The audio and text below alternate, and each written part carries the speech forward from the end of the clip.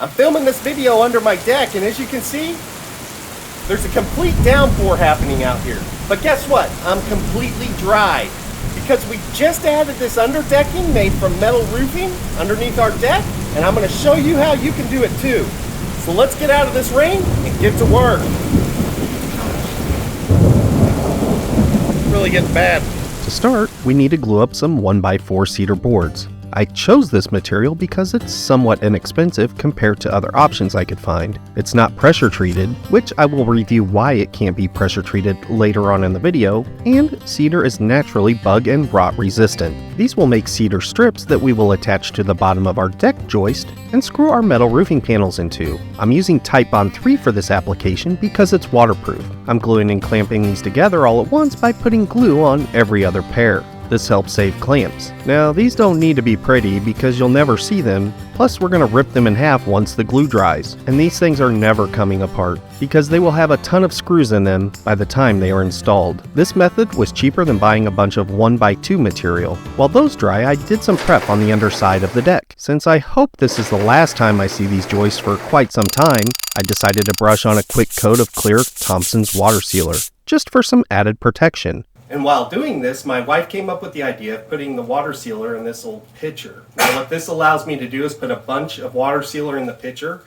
I can move it around, climb up the ladder with it without it splashing and spilling all over the place, and it holds plenty so I don't have to refill it a lot. Also, when the deck was constructed, we added some butyl joist tape to the top of each joist, so I'm confident that these will last for quite some time. Now that the cedar strips have had a chance to dry, they can get ripped in half on the table saw. Then I add what can only be described as a very generous coat of water sealer to these as well. Overkill? Probably. With all of the prep out of the way, we can start the layout for each row of strips that will be attached under the deck. And this was much easier to figure out on the ground. In total, there will be 4 rows of cedar strips running the entire length of the deck. The first row will start 4 inches away from the house. This will leave enough room to install some jade channel trim a little later. At first I thought about using chalk lines for the layout, but opted to use string lines instead. This was a much better choice. Here I am measuring out 4 inches from the house for the first row of cedar strips.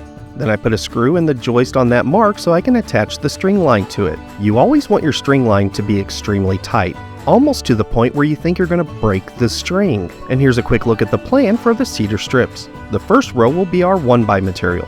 The second row will be our glued together material. The third row will be glued together material, but will also include 1x material as a spacer. And the fourth row will be our glued material with a spacer made from our glued material.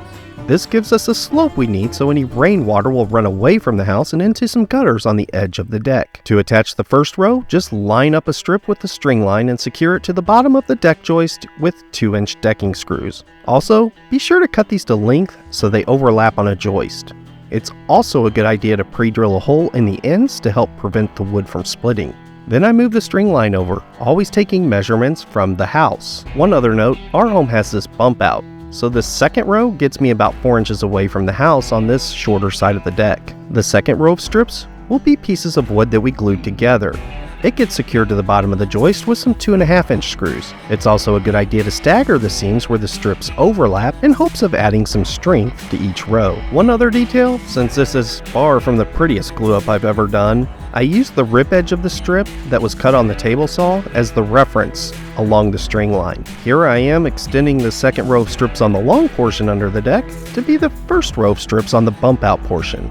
I want all the metal panels to have the same slope, so even though this isn't the first row for this portion, it will need to be the thickness of our glued material. Take this into account if you have something similar on your deck. Before attaching the third row of glued strips, we need to add a spacer made from small pieces of single thickness cedar. Then we can attach the row of glued material to the spacers using 3.5-inch deck screws. Some of these glued strips were pretty curvy, so I found it easier to cut them into 4 or 5 foot lengths and attach them that way. This took the curve out and it was much easier since I was working alone. And after what seems like forever, we can do the fourth row of strips. This will use 4-inch pieces of the glued together strips as a spacer and once again more glued together strips and screws to make our final row. The last thing we need to do before installing the metal roof is install this J-channel along the side of the house. This will do 2 things. First, Make sure any rain that flows down the side of the house flows into the roofing system, and 2, gives the edge of the metal roof a clean, finished look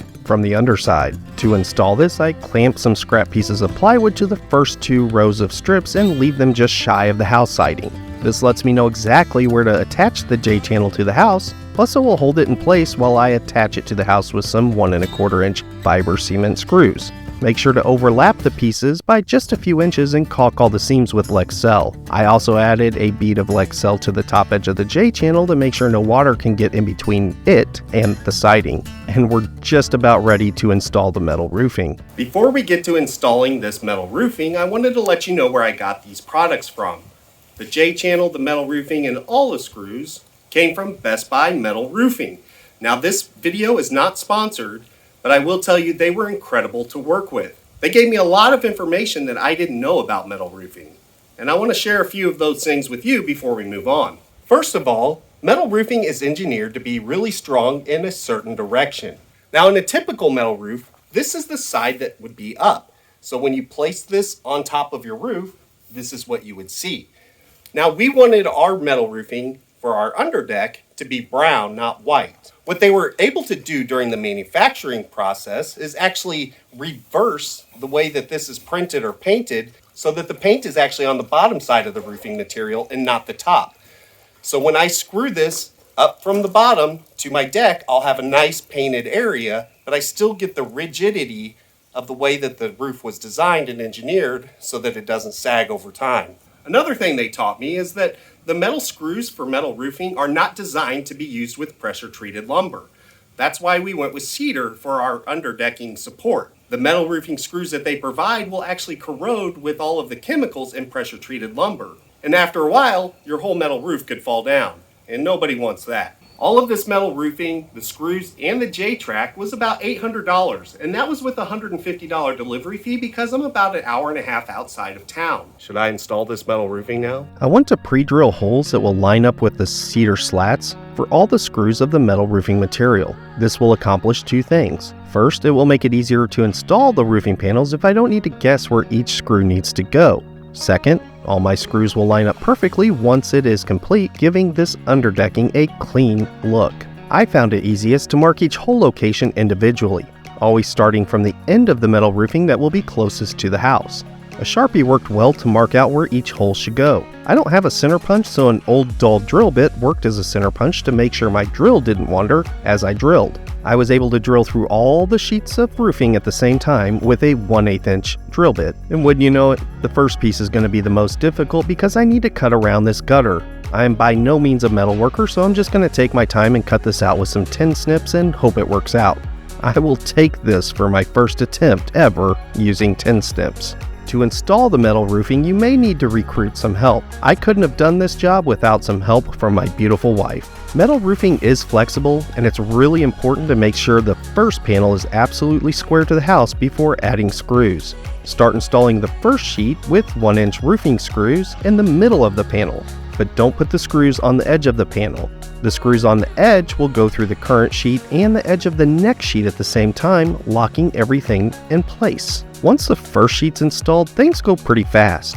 Just overlap the edge of the new panel with the edge of the previous sheet and screw it in place. These screws are color matched and have a gasket on them that will eliminate leaks. Also, you want the screws snug but not so tight that they warp the metal panels. I opted to use a regular drill with a clutch over my impact driver for this reason. Also, this magnetic driver made holding the screws in place while screwing much easier. We also learned that when installing each new panel, to start screwing all the screws that overlap at the seam first. Make sure everything is staying square, then move to the next row of screws parallel to the seam, while you work your way over to the edge. Working in rows from one seam to the next just ensures that the panels stay straight and perpendicular to the house. Since my deck joists are attached directly to the rim joist, I have this ugly gap between the bottom of the rim joist and the roofing panels. This is caused by the slope that we built in. I decided to fill this gap with some 2x6 pressure treated boards. This has the added benefit that I will have a place to secure my gutters later. I simply cut 2x6 boards to length and attach them to each deck post and support brace with some 3.5-inch screws.